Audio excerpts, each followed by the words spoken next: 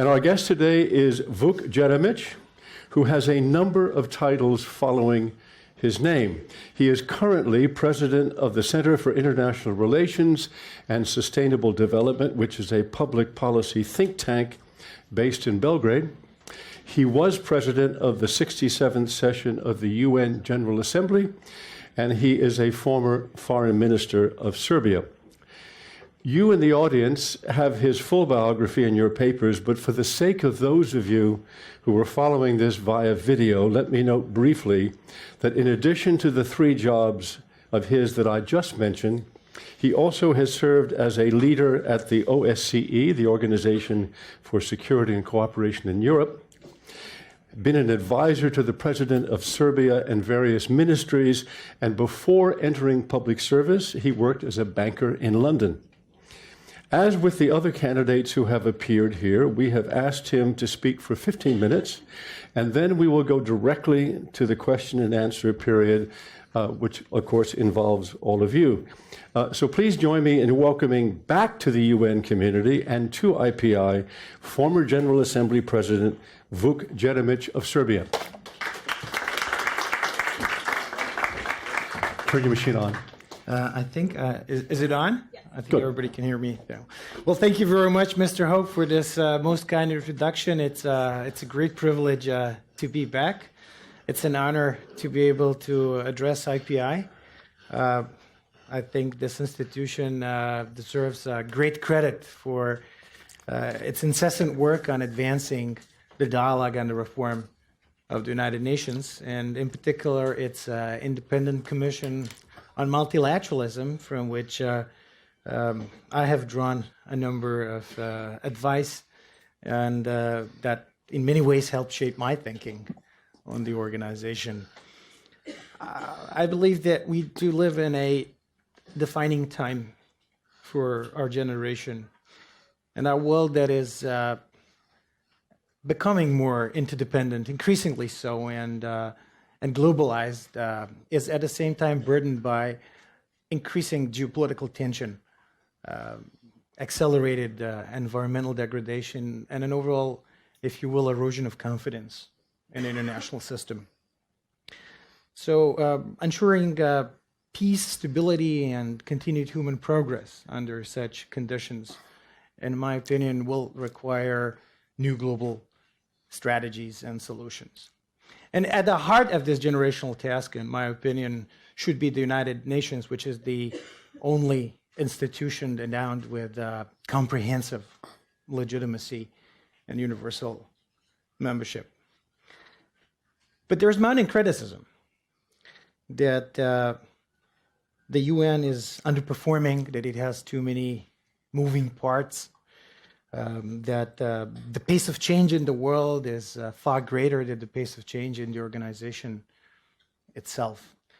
And that if we go on with the business as usual, that the organization may end up being not fit for purpose in the 21st century. So I believe that there is a need to rejuvenate the organization, and I believe that the job of the next Secretary General is to lead in this common effort to make sure that the United Nations remains the primary forum, the primary venue for member states to coalesce around common purpose for achieving global progress for humanity in the 21st century. To that end, I have put forward a platform. And I understand that this is the first time in history that somebody decided to put forward a formal platform. And I think that there are some copies of the platform available, and you'll be able to pick them up after this. But here is the platform. It contains 53 concrete commitments that I'm prepared to carry out from day one if I get a chance to serve the world nations once again. This platform is divided up in 5 chapters, if you will. So commitments refer to 5 different topics. The first is sustainable development. Second, climate change. Third is conflict prevention and peace operations.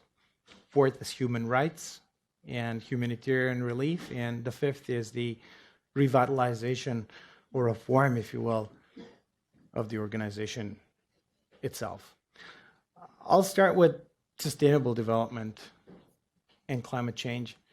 Last year was a very successful year for world diplomacy. World leaders decided to come together and embrace a new bold framework for cooperation on a planetary scale in the 21st century.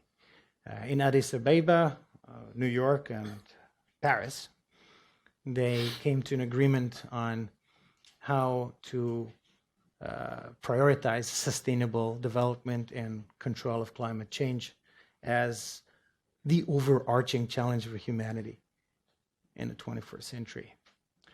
I believe that the job of the next Secretary General will be to spearhead global efforts, that these commitments do not remain just dead letter on a piece of paper. There is an actual follow-up to these agreements. This is not going to come about by inertia or automation. Just restating fidelities to SDGs is not going to do the job. So to that end, I put forward a set of very concrete commitments as to what I believe the Secretary General should do from day one to prioritize this as I said, the overarching challenge for humanity in our times. The next Secretary General is going to take over this post at the time of pervasive instability and increasing geopolitical tensions. Not too long ago, some very thoughtful people argued very vociferously that we had come to an end of history. I don't think that too many people still believe that this is the case today. So the growing geopolitical tensions and new challenges to peace and security, I would call new generation, new type of challenges to peace and security, is something that the next UN administration will need to take care of and will need to consider very, very seriously. So I'd say that the largest part of my platform actually refers to overhaul of conflict prevention diplomacy, and peace operations for the United Nations in the 21st century.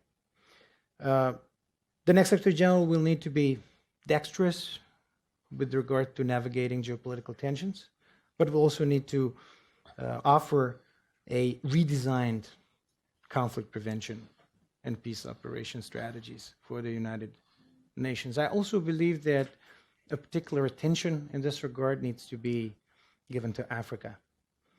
And I propose as part of my platform a new framework, a new deal for peacekeeping and peace stabilizing operations in that particular continent. I'm ready to answer concrete questions in this regard, but the gist of the proposals that I make is to work with troop contributing countries and the Security Council to form a new generation of stabilization missions, a new generation of peace operations for the United Nations that will have more robust rules of engagement, that will have better equipment and combat logistics, that will be able to draw on member states and collective intelligence resources, air support, sea support if necessary, have a very strong civilian component, and generally be able to tackle the types of peace and security challenges that, quite frankly, we haven't had in decades before. I think that we also need to think in advance about the new type of threats that are emanating out of cyberspace, for example. Right now, there is very little within the United Nations system that touches upon it, that addresses it. I can't really imagine a United Nations being cyberless or being cyber-free in the 21st century, given the seriousness of the challenges that would emanate from cyberspace in our time. Somebody wrote recently that the United Nations is a Remington typewriter in the smartphone era. Well, I think that we need to work very hard to try and overcome it and to be more aware of the existing trends when it comes to peace and security and otherwise in our organization. The fourth very important chapter in my platform refers to human rights and to humanitarian relief. About 70 years after the adoption of the historic Universal Declaration of Human Rights, I believe that the current UN machinery is chronically under-resourced. It's only 3% of the current UN budget that goes for human rights today, and it is one of the three fundamental purposes of the United Nations. If I get the privilege to serve as Secretary General, I intend to prioritize human rights as something that I believe is increasingly and not decreasingly important and significant in our time. I put forward some concrete examples and some concrete measures that I intend to undertake, ranging from the increase in the budget, 50% increase of the budget. This is the only budget increase that I commit myself to in this platform, the 50% increase of the budget to the Office of the High Commissioner for Human Rights, but also setting up certain new bodies and task forces that would be tasked with monitoring human rights and working as early prevention mechanisms for the United Nations. For example, a task force on the prevention of genocide and other mass atrocity crimes that, if elected, I intend to chair myself on a monthly basis to make sure that there is plenty of warning and plenty of information to share with Security Council and member states with regard to the difficult areas and parts of the world where gross violation of human rights might take place. I also devote a significant part of my platform to humanitarian relief. I think that the latest developments throughout the world, in the Middle East and Europe in particular, are showing that we have yet to find sustainable ways of dealing with this critical challenge of our times. Only about 60% of funds that were necessary were raised in the last year for humanitarian relief, and I believe that this needs to be particularly emphasized and reinvigorated by the next administration led by the Secretary General. I propose certain new posts, emergency relief coordinator, for example, that would engage with various parts of the UN system to ensure better coordination, more harmony, less duplication. I also hope to have a special envoy for philanthropic outreach that would deal with the need to raise more funds, not only by member states, but by various non-governmental organizations, and try and put it as a part of a holistic system led by the United Nations. When I visited recently refugee camps in the Middle East, I was shocked by the pain. I was shocked by the hopelessness of parts of it. And we're definitely not doing the job right. We are manifestly failing them. I believe that they need not only be given food and shelter and basic things, but we also need to work harder to make sure that their human dignity is preserved as well, and also to make sure that they get a chance, like a realistic chance, to fulfill a prosperous future. It's not just about building up a camp and a barbed wire around this camp. We got to think as to how the kids from that camp hope to go somewhere and to realize their future. I think these are the kinds of solutions that we still haven't found on a mass scale. And if I get a chance to serve, if I get a privilege to serve, I'll devote a large part of my energy and of my time to that particular issue. Oh, I'll try. Is this better? Yes. Thank you. Thanks for. I hope you heard me speaking so far. Okay. One important thing when it comes to human rights, in my opinion, is women's rights.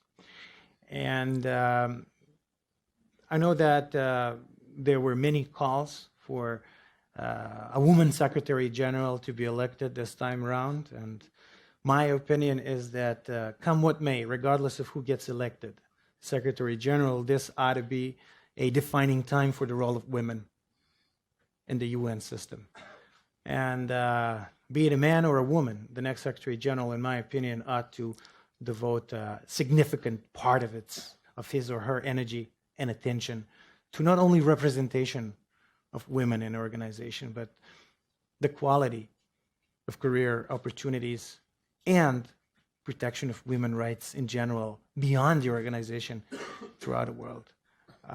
This is why 10 out of 53 commitments that I make in my platform in very plastic terms refer to what I intend to do if elected with respect to advancing the cause of gender equality and the role of women. One of which, for example, is the commitment that on day one I intend to appoint 50-50 cabinet of undersecretary generals. There are 88 undersecretary generals right now, and I believe 24% of them are women.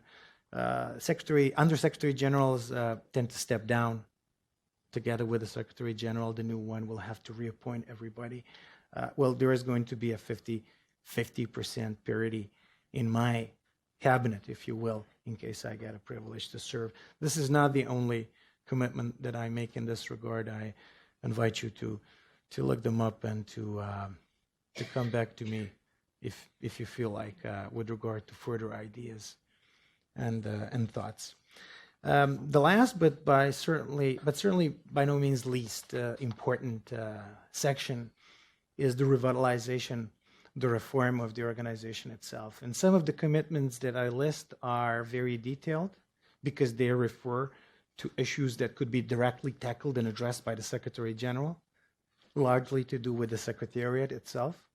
Some of them are a little less specific because they are in the hands of member states, for example, the Security Council reform. But when it comes to the Secretariat, my intention is to lead the most transparent administration in UN history. So I commit myself to cutting waste, to reducing redundancy, to relentlessly fight corruption, fraud, and abuse. To that end, I put forward some very concrete commitments, for example, like that I will not appoint anybody in a high-level position of the United Nations who refuses to make public financial disclosure of his or her financial situation. I commit myself to protect rather than discourage whistleblowers in the organization. I intend to work hard to present a unified and transparent and accessible, publicly accessible United Nations budget, which is currently not the case. There are a number of other proposals that I make in my platform. But to end this opening remarks, I'd like to say that I am seeking the privilege of serving the world nations again, guided by three overarching convictions. First, that ensuring more robust and inclusive multilateralism is the strongest safety net against the global perils that we face in our times. Second, that the United Nations should serve as the centerpiece of global governance in the 21st century. And third, that the existing resources need to be used more efficiently and effectively so that the global public goods can be successfully delivered to the member states and the international community at large. As a young man, I witnessed the consequences of the failure of diplomacy, the absence of the rule of law, and sudden upsurge in poverty. As foreign minister, I visited more than 100 member states and addressed major regional organizations in all parts of the world. I presided over the Council of Europe, and I have worked so that a consensus can be reached in the OSCE, which is not an easy organization, so that my country can lead the organization, which happened in 2015. I was elected president of the United Nations General Assembly for the 67th session, and it was my great honor to be the one that launched the negotiations process that led to the adoption of the Agenda 2030.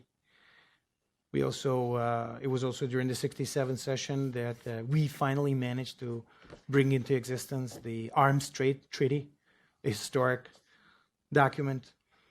We also worked very hard, and it was my privilege to be part of these efforts to bridge the divides between the developing and the developed, so that for the first time in history, the G20 UN cooperation was formalized by means of a General Assembly resolution. And throughout my career, I was driven by firm commitment and belief in values in the United Nations, and first and foremost, that no one ought to be left behind regardless of creed, ethnicity, or nationality. That continues to inspire me and to drive me in this effort and all other things that I intend to do. And I very much hope that come what may, and whoever gets to be elected the next Secretary General will be able to lead the efforts to unite the membership of the United Nations in the quest for responsible global leadership and making this planet a safer, better, and a more sustainable place for the generations to come. So thank you very much, and I now stand ready to answer your questions.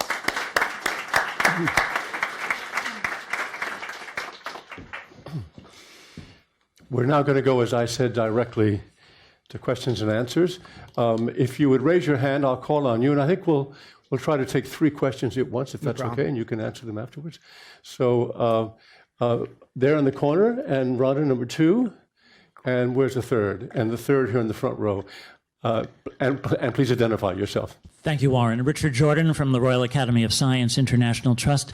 Mr. Jeremić, you have been involved in Serbia in the sport of tennis. And have you learned any lessons from the sport of tennis that would help you to become a more effective Secretary General? Thank you. Yes, Rhonda Haubin, and I'm a blog columnist at TATS, which is the website of Die Tageszeitung. And 2 pieces to the question. One, you mentioned about conflict resolution, but there are 2 long-standing conflicts at the UN, which is the Palestinian situation and the situation of the need for the unification of Korea, and the problem of there being no peace treaty to settle what is a long outstanding situation with the UN still being at essentially members states, some of them still being at war with the DPRK.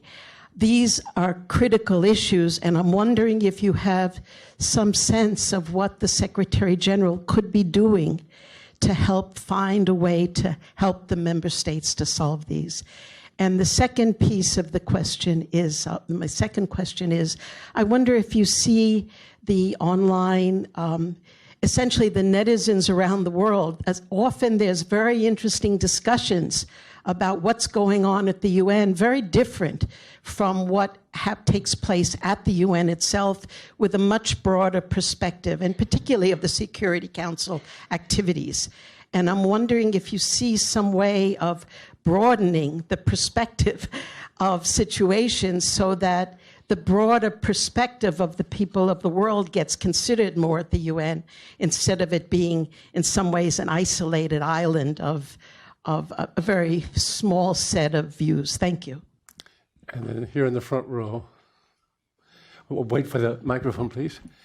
And could I ask you to stand? Do you mind? It's just we have a camera in the back, and we're webcasting live video of this. Thank you. Do I call you Foreign Minister Jeremić? But please, and also, please identify yourself. Oh, Our Carlos. foreign minister is in town, so you Oh, definitely okay. don't want to call me foreign minister. First faux pas. There also is a new president of the General Assembly, so I find Mr. Jeremić is probably the best way out of that. Okay. It's the safest way. Well, there was another address, but I'll leave it up. Carlos Day, Global Research. This is a question I raised of the leaders who spoke about the Agenda 30 implementation and the sources of funding. And they made reference to the sources of funding being taxes, laws, and limiting or ending corruption. And in absolutely no case did any of them suggest a source of funding for the Agenda 30 being the military budgets in the countries. And according to CIPRI, the Stockholm piece, 5% of the world's military budgets could fund the entire Agenda 30, Sustainable Development Agenda. Would it be possible somehow to deal with that? Because I realize that there are massively profitable, industries producing arms, and what's even more profitable is war. The problem with war is that it would destroy everything that the Agenda 30 was creating. Thank you. If you could take those three, we'll Well, get three more. thank you very much for the softball beginning. It's a great privilege to talk about tennis. This is one of the things that I really enjoy. I had a privilege of serving as president of the Serbian Tennis Federation for about 4 years, and I do believe that the value of sports and the values that motivate sports in general, but tennis perhaps in particular, is something that we need that we can very much learn from the fair play to the fact that there's no lying about things. The ball is either on the line or outside. That integrity and commitment to fair play is something, and transparency is something that we can very much learn from. Like in tennis, in this race, in the end, there can be only one. So this is perhaps another similarity. But thank you for asking this. I was privileged to launch the initiative, ending in formalizing the UN Day of Sports for Peace and Development. And believe it or not, it was not a so straightforward exercise to get the consensus in the General Assembly regarding sports. I would have thought it was going to be straightforward. It wasn't, but luckily it ended up being adopted under my presidency, and I'm very proud of it. Talking about conflict resolutions and mediation, I believe that there needs to be a significant effort aimed at revitalizing the pool of mediators and peacemakers in the United Nations. I think we had better days when it comes to engagement of elder statesmen and people of high international and global stature as UN peacemakers. If I get a chance to serve, I would certainly try to go back to those days where you had prominent individuals engaging on a range of world conflicts and affairs. But the particular questions that you raised, Israel, Palestine, and the Koreas, both have been problems since the inception of this organization. And I stand ready to engage actively and to work for peace in both. I think that we need to have a new push supported by honest brokers who want to work so that this situation comes to a peaceful and successful end. The current situation is not sustainable.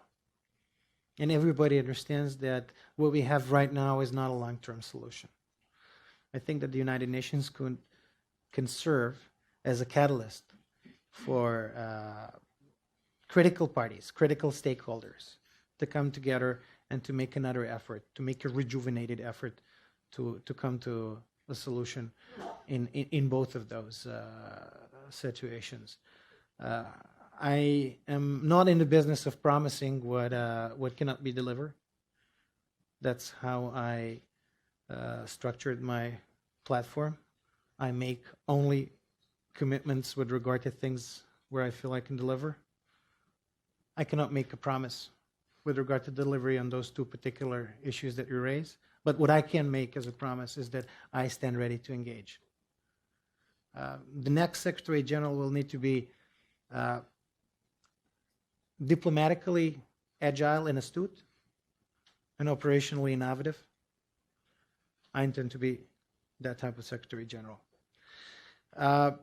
And when it comes to gender parity and how to finance issues related to gender parity and women's rights in particular, actually there are several proposals that I make in my platform with regard to how to finance certain aspects of it. I'll take one example, participation of women in peacekeeping operations. I intend to create a trust fund to increase the number of women participating in peacekeeping operations that involve certain training and certain incentivizing to the troop contributing countries for this to be the case. And when it comes to the sources of funding, you're very right. Large amounts of money are being spent on many issues across the world. But a large amount of money is also being spent by world philanthropists, about $80 billion every year. So far, the United Nations has been able to tap in on an annual basis about 1 to 1.5 billion of these funds.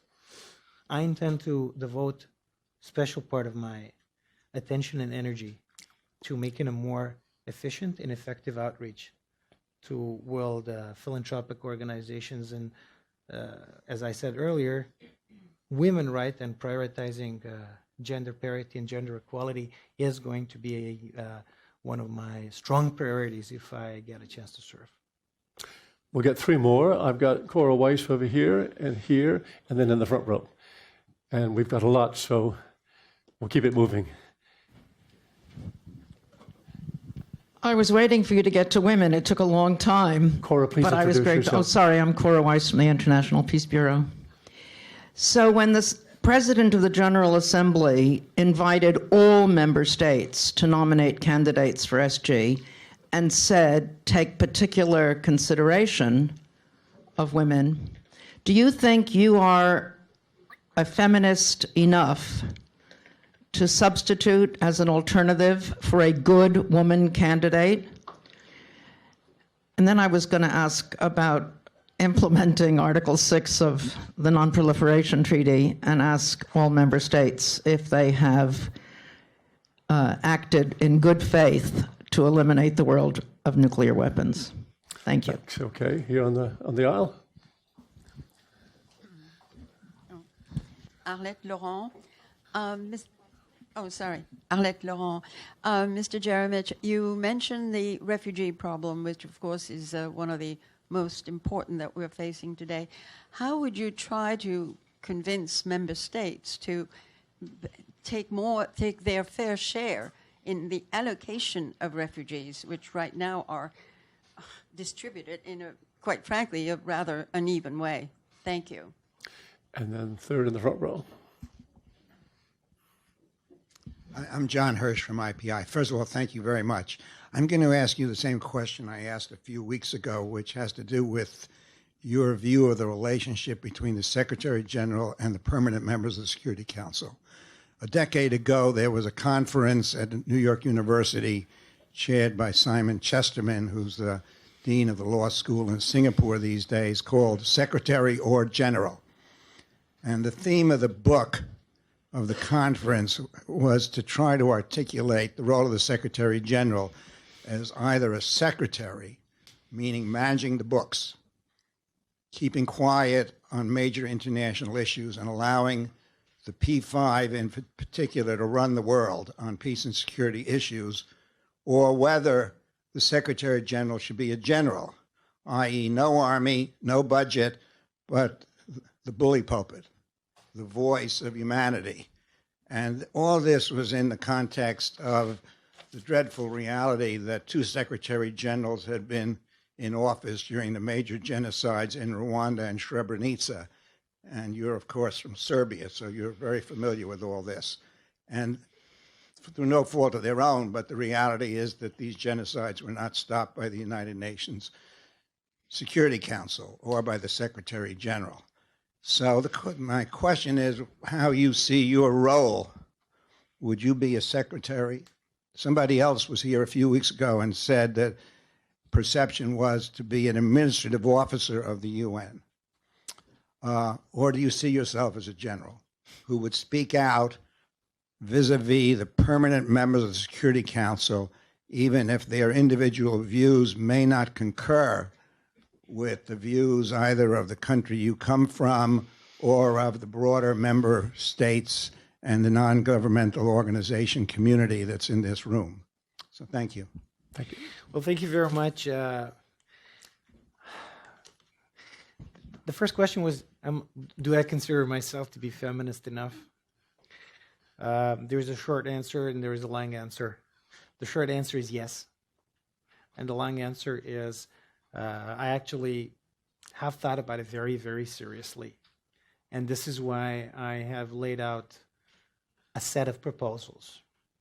There are about 10 of them that relate to more efficient implementation of women in peace and security, to gender parity from day one when it comes to appointments of USGs, to a 5-year plan how to achieve gender parity throughout the SRSG, DSRSG, and country-level coordinators. It is going to take a little bit longer because there are so many of them and the numbers are so bad, but I do lay out a concrete proposal as to how this can be achieved within 5 years. To actually developing a more meaningful matrices of measurement to measure the progress. Right now, believe it or not, one of critical parameters in the UN that is currently used is how many times the word woman or women appear in resolutions, and that is looked at as an important parameter.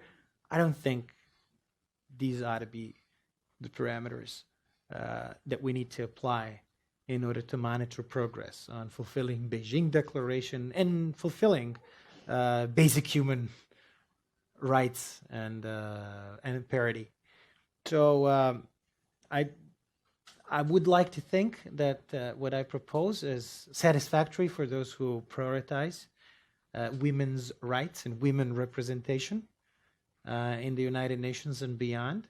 And my admittedly subjective view is that, yes, I am very much of a feminist in this thing. I totally agree that there is powerful symbolism that emanates out of having a first female Secretary General. it's very, very difficult to deny the power of that symbolism.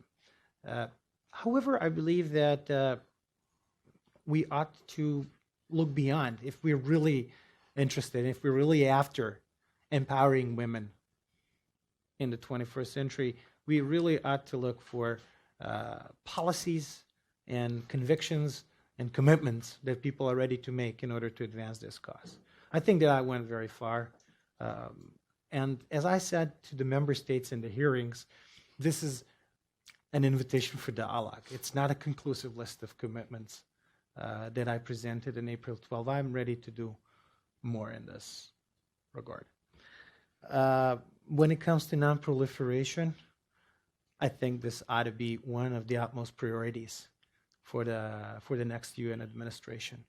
The scourge of nuclear terrorism, state or non-state nuclear terrorism, is perhaps one of the critical existential threats for humanity in the 21st century. So if I get a privilege to serve, I can assure you that I do more of the same. What I've done as President of the General Assembly, and this is to prioritize non-proliferation as one of the things that I'm going to look at and address.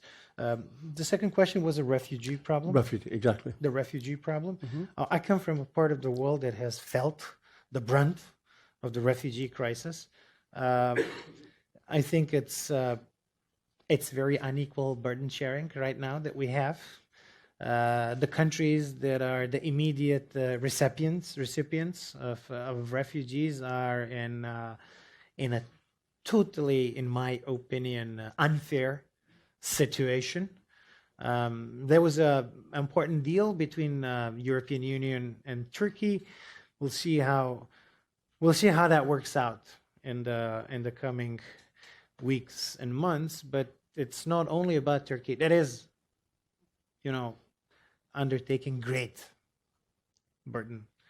But it's also about Jordan. It's about Lebanon. It's about many other countries. When it comes to the role of Secretary General in this particular regard, I think it's first and foremost about being ready to be an advocate, to be a voiceful advocate for the right thing to be done. We all know what is the right thing to be done. We all know that we need to have a more equitable burden sharing in this regard. The question is whether someone is ready to energetically advocate for this. And if I get to be a Secretary General, yes, I will do that. The third question about the relationship between Secretary General and the P5. At the beginning, I'd like to say that I'm in this race for real, so I'd like to be elected and not blocked. So I'm making a disclaimer before I'm answering this question. And I know that there's this perennial question whether or not you need a secretary or a general. Quite honestly, I'm perhaps more of a general type than a secretary type. But having said that, I actually do want to start off my term in office as somebody who in the first 100 days prioritizes the role of being a chief administrative officer. Because this is the place where he or she can deliver a lot in a very short time period. One can build credibility and one can build momentum behind him or her to engage in other things if one tries to get his or her house in order first. I think that there are a lot of things that can be done in order to get the house in order, and that some of them can be done really quickly. I intend to do that, and then if I'm successful in doing it, be able to engage in bigger and broader things of advocacy, diplomacy, mediation, and working with the P5 and the Security Council. But, a lot of people say this is a difficult situation, Security Council is hopelessly paralyzed, and so on and so forth. I mean, some of, hopefully, my predecessors were in the same, perhaps even more difficult situation in the past. Last year, I believe some 60-something resolutions were adopted in the Security Council. In the year 1959, there was one. So there were instances in the history where geopolitical frictions and tensions were difficult. And there were people who were occupying that office who dealt with it more or less successfully.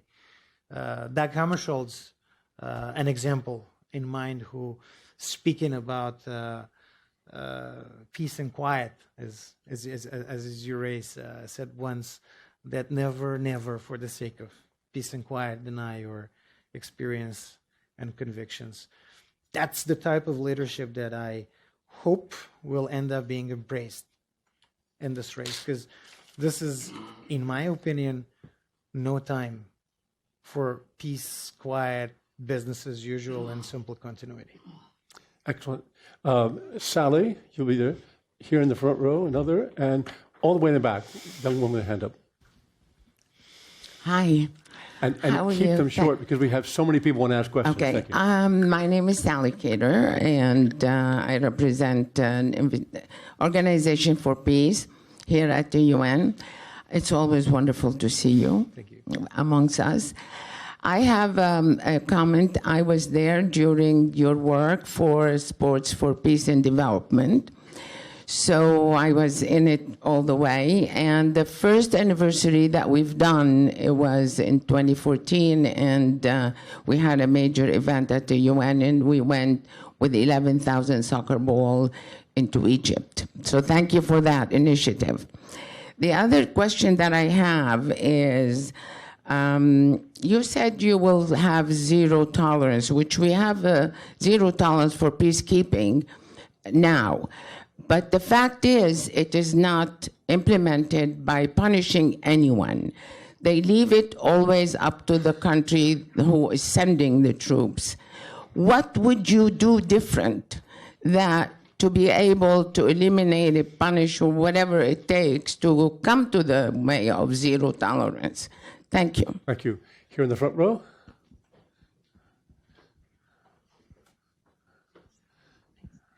Hi, Louise Allen from the NGO Working Group on Women, Peace and Security. Thank you very much for your presentation this afternoon. My question was in relation to civil society consultations and engagement. The 3 peace and security reviews last year really made the case for strengthened consultations and regular engagement with civil society, including women from grassroots organisations from conflict-affected areas, both at headquarters here but across all peace operations. Can you please tell us how you would prioritise that, both as the Secretary-General, but how you would also task your senior leadership to do the same? Thank you. And Christine, the third one's in the back. Good. Hi, Beatrice Lindstrom with the Institute for Justice and Democracy in Haiti. My question is also about UN peacekeeper accountability, but specifically in the context where the UN as an organization may have responsibility. And in particular, in the situation of cholera in Haiti, where UN peacekeepers have been deemed to be responsible for introducing cholera. As you may know, several candidates for Secretary General have taken the position that victims should receive reparations from the UN. I'm wondering what your position is on that. Thank you. Thank you. Okay.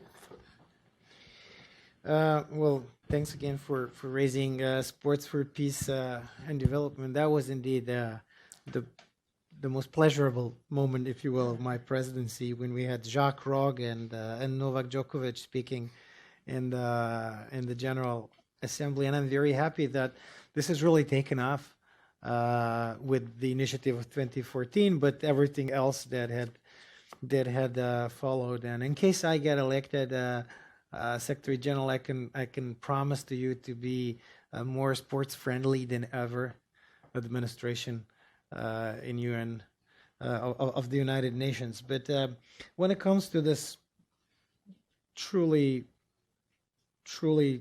difficult and I would say serious issue of tolerance for peacekeeping, I believe that what had happened recently left a terrible stain on this organization and on our collective consciousness.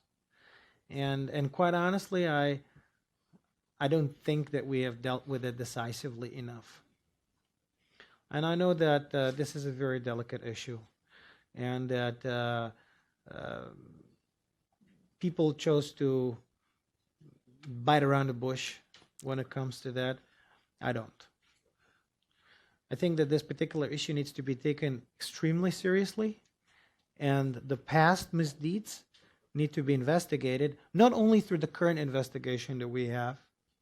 If I get to be Secretary General, I would commission another totally external investigation on both things that have happened and been investigated so far. I think that the zero tolerance has to start with full accountability of what had happened. And when it comes to the future, I propose to set up a new post of the Assistant Secretary General for the Code of Conduct, for the force, discipline, and duty. I think that the role of the next administration is to make sure that there can be no repetition, preventively, no repetition of the abuses that had taken care in the past. So is that going to be a clog of the peacekeeping? Is that going to make a slowdown on fourth generation for peacekeeping? Perhaps. But I think that what we cannot afford is yet another tragic plunge in UN's credibility, like the one we had in the Central African Republic. This must not be repeated, and this is something that, if gets repeated, the next Secretary General, in my opinion, should step down immediately. I do not intend to step down early on, and therefore I intend to take care of this issue very, very seriously. About women in peace and security, I do really think that this is a very important framework, and engaging with the civil society on this and on all other issues is actually a very important part of my platform.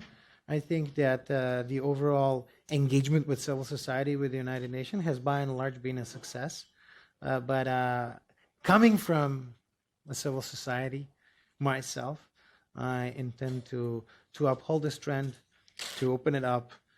Perhaps we are not going to stay only with ECOSOC. Perhaps there will be other fora in which civil society can be more deeply involved with the work of the UN. But of course, one has to work very, very closely and carefully with member states, respecting people's sensitivities. But where I come from personally, on a values level, is I come from a civil society, and I feel very strongly about the engagement of the civil society with the UN in the future.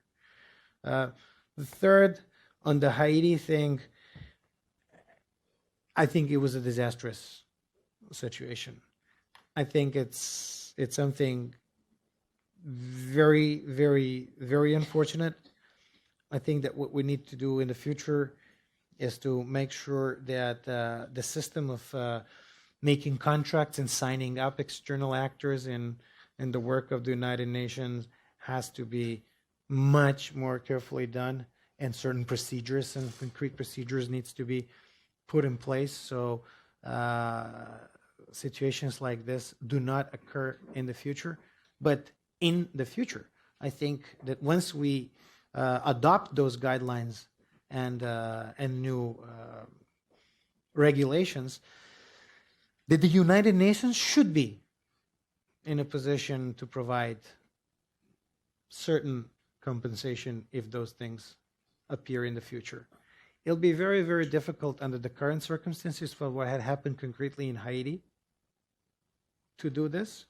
It was a mistake to have done it in such a way so that we are in a deadlock right now. If I get elected, I'll make sure that these things don't repeat in the future, but if they do, that compensation is provided to the victims if there is an undoubtable fault of the United Nations for this to happen. We'll take three more here in the second row. Gentleman there raising his hand. And do I have a third? There, right. So how do you do? My name is Dr. Judy Kuryansky. I'm currently advisor to Ambassador Torriello of the mission of Sao Tome. In my recent role as chair of the Psychology Coalition, partnered with Ambassador Otto of Palau to get mental health and well-being into the Sustainable Development Goals. So my question to you relates to humanitarianism and mental health. Given that the World Humanitarian Summit is coming up Monday in Turkey, and my question is that the historic meeting between WHO, that is also looking for its new leader, and the World Bank just in Washington was making mental health a priority in the global agenda. So given your mental health, a priority in the global agenda. So given your commitment on your platform about humanitarianism and all these issues that are going on, what is your intention about mental health in the health goal? Thank you. There, the gentleman on the aisle. Thank you very much. My name is Hugh Dugan. I'm with the Center for UN Studies at Seton Hall University. During the recent dialogues, there were about 800 questions put from the floor, and I'd like your observation as to the fact that neither China nor Russia asked any questions. Thank you. And finally, and could I ask you, do stand, but don't stand right there because right behind you is the camera. Perfect. That's good. Thanks. Hi, Mr. Jeremić. My name is Nevena Popović. I'm currently public policy graduate student at Columbia. And given the region where you're coming from and where I'm coming from as well, I can't not ask, but how do you see role of the United Nations and multilateral organizations in Eastern Europe? And more specifically, I'm interested in issues of corruption, lack of transparency, freedom of speech, and conflict prevention. Thank you. Excellent. I'll start with the mental health question. There are those who are questioning mental health of those who are seeking this job under the current circumstances. But I do agree with you that this is very much part of humans' reality. Increased burdens, increased pressures, war situations, and so on and so forth. It's very much taken a toll on humans in a way that you prioritize and describe. So I come from a part of the world that has suffered greatly, and serious studies have been made in our part of the world about the consequences on mental health, individual and collective, of the population. So I cannot but be a very, very strong advocate of taking this into considerations most seriously. But more broadly speaking about the WHO and UN cooperation, I think that there has to be a much more stronger institutionalized cooperation, especially in the face of pandemics, and which will be, I'm afraid, part of our reality in our increasingly globalized and interconnected world in the months to come. So what I propose, amongst other things, and I look forward to working closely with the new head of the WHO in case I get elected, on creating a joint task force. Because I think that WHO has strengths that the UN doesn't. First of all, understanding of the issue at stake, illnesses, viruses, and so on and so forth, whereas the United Nations has a much better crisis capacity, dealing with a crisis management capacity. So I think that we should try and find a way, and I make a concrete proposal in this regard as to how to put together the strengths of both organizations in order to be more successful in addressing the crisis of tomorrow, which are going to be many, I am afraid. The second question was about the hearings, and boy, that was an experience. I was asked 86 questions. I answered 96% of them. It was thrown in a more unwieldy way than the questions here. So I had to answer 86 questions by 64 countries. I think it was a very good step. It was a important step in the right direction when it comes to increasing transparency with regard to the process of election of Secretary General.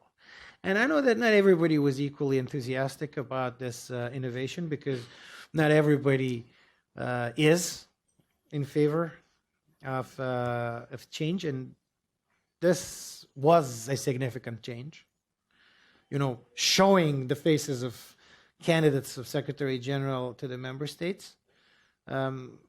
I remember early discussions on regional rotation in Eastern Europe, which is something that keeps coming up in these discussions. And I know that in the past people said, well, if there are no good candidates from Eastern Europe, we're going to look into other regions. Well, I think it is difficult to claim after these hearings that there are not good candidates from Eastern Europe. I think there was more than one good candidate, so it makes up for, I'd say, significant input to the Security Council deliberations.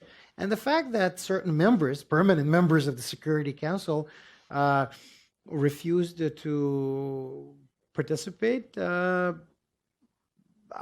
mean, it was their choice, but I don't think that anybody had voiced any public criticism. Even those who have not participated in actively asking the questions, nobody voiced any criticism with regard to this particular process.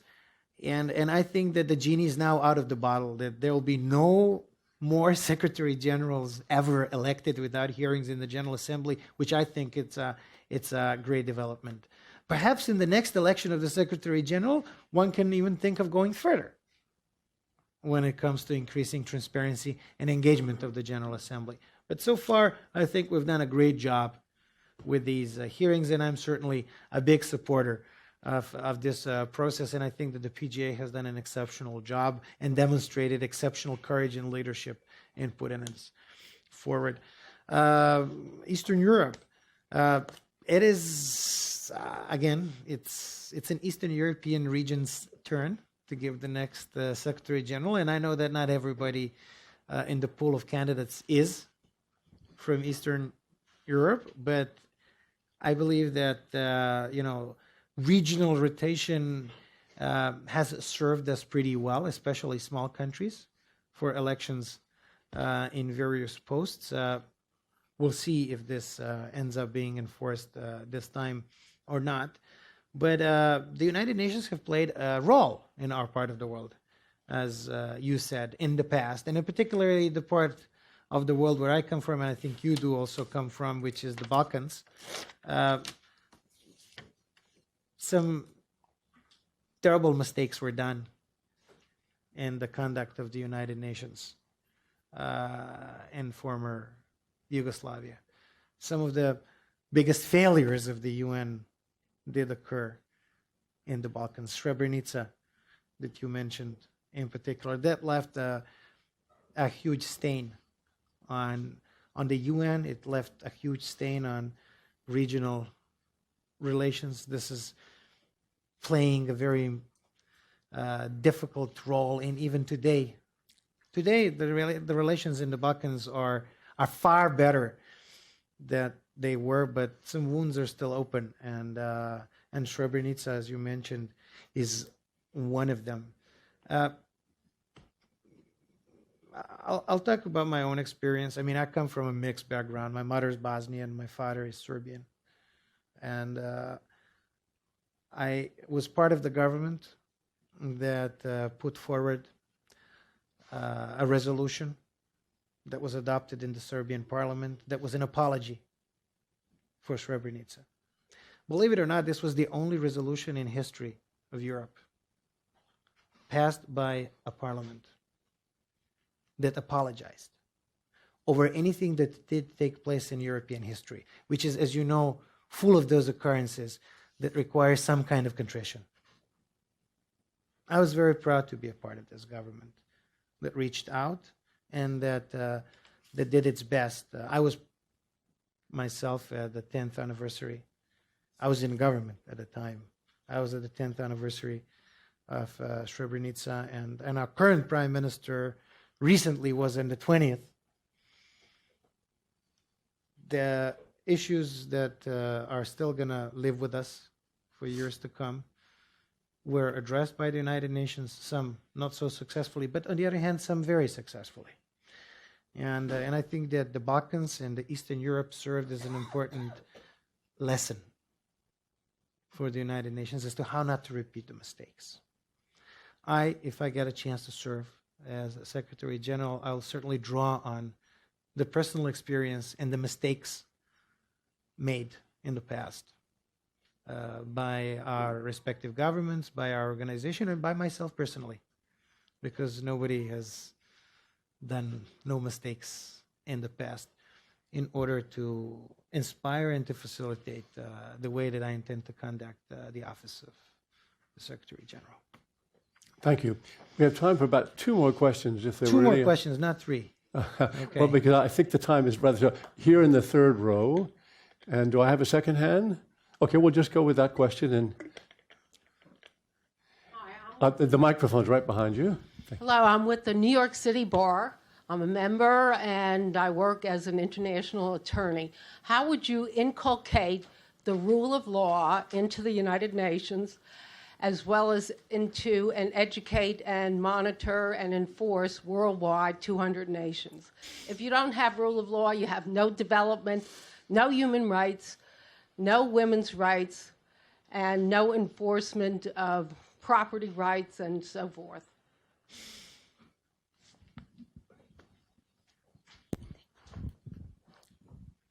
The last question? Well, no, I think that should be the last, rather than give somebody a second question. That should be the one. Well, when I was president of the UN General Assembly, it was my exceptional privilege to preside, to put together and to preside over a special high-level event related to the rule of law, the first UN plenary at the levels of the heads of states on the rule of law in the conduct of international relations. That was during the 67th session of the UN General Assembly in 2012.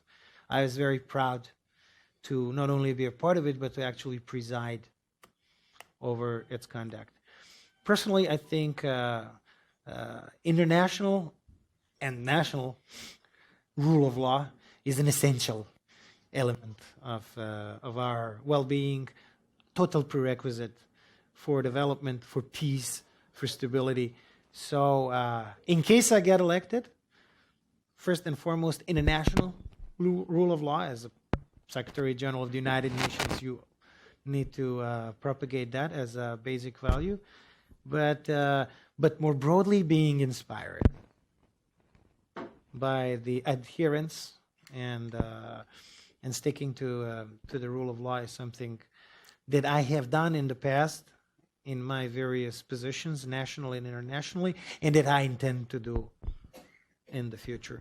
I think that the New York Bar Association has actually sent a list of questions to all the candidates, and I'm in the process of answering all your questions, which are much more detailed than here, but I commit myself to the international and national rule of law, and I also commit myself to giving you the answers to all your questions.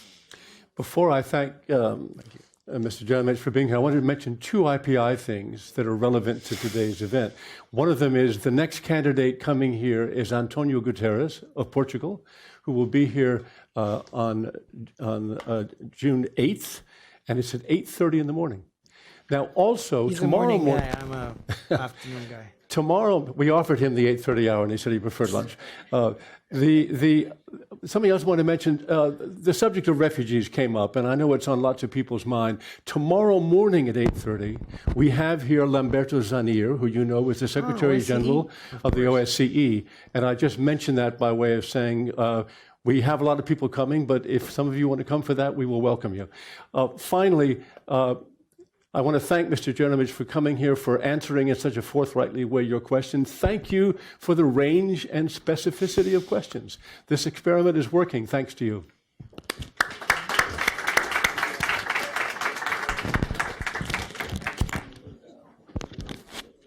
So now we do the third interview. We do, yeah.